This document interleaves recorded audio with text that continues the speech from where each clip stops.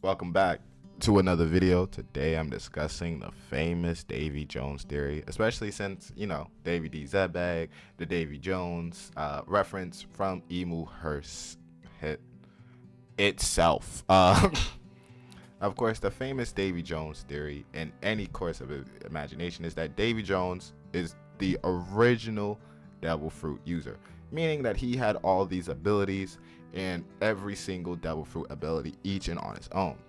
And he is the original villain of One Piece. For example, Emu, Joy Boy used to be in a crew together. They in turn would take down Davy Jones. Davy Jones was then cursed to the sea just because he had to be sealed in some kind of way.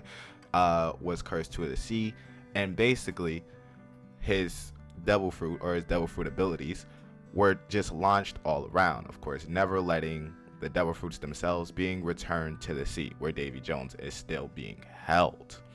In turn, they cannot go into the water since Davy Jones is still there, trying to get his abilities back to him and releasing the seal on him.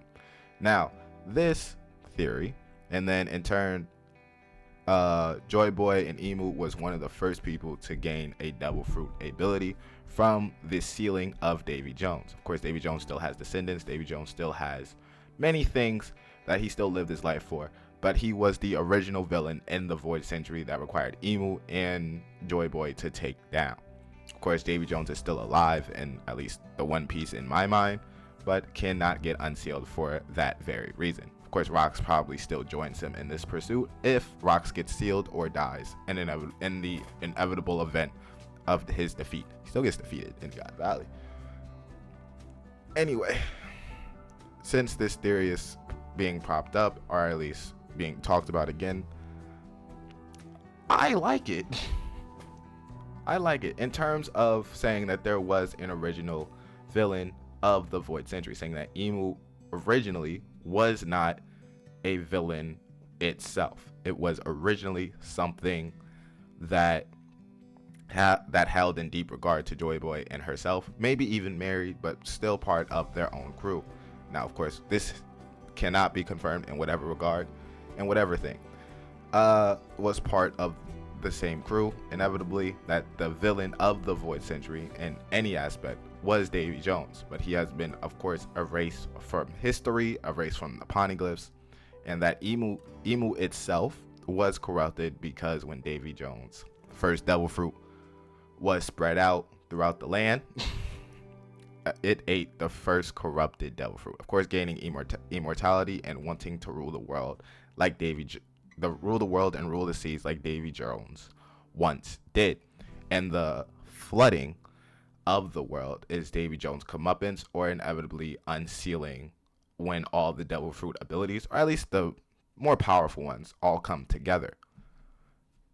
So, I have questions. And if the first time you're hearing this theory, my fault. So, I have questions. Our concerns about this theory. Of course, if Davy Jones held in regard all the abilities and everything that we now see in One Piece, wouldn't that make... How did Joy Boy and Emu defeat this dude? Of course, Joy Boy and Emu may have been the first ones to ever have awakened Haki, and Davy Jones himself maybe didn't have Haki itself, maybe just relied on its devil fruit abilities, much like we see with Whitebeard, unlike we see with Rox. But even then, Rox was referenced as Davy Jones, so maybe Davy Jones, at least the first one, had some sort of thing of Haki, just not to the level or extent of a Joy Boy and Emu and whoever else was on that crew. Of course, Unisha was talked about. In turn, why seal Davy Jones? Of course, this has to go along with pirate lore if Oda stays true with it, and of course can talk about more of the myth of Davy Jones. 3, do we need another flashback?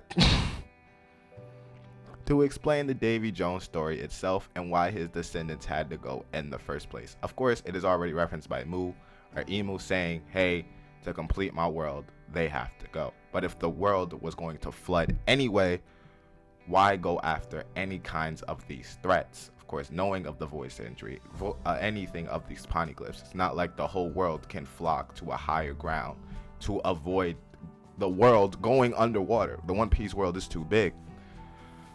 But in terms of making like a submarine or anything that could survive such a massive flood of the One Piece world, saying that it can come or whatever can come, and then turn anyway, is Imu trying to stop it, or is Imu just trying to conserve what she wants to preserve? It preserved in whatever regard. And when Davy Jones makes his eventual upheaval from the sea, flooding the world, they have enough power and enough strength, at least Imu does, to take it down once and for all. I'm cooking. Or would that ruin the story of One Piece, making it now pirate lore, and now having Luffy and Blackbeard being able to take down Davy Jones?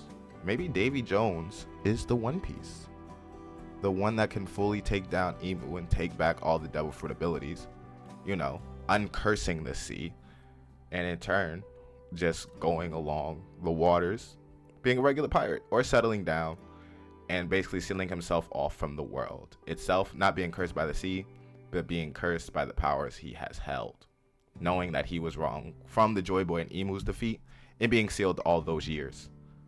Cooked. Anyway, that's the famous Davy Jones theory, or at least what I think of the Davy Jones theory in turn.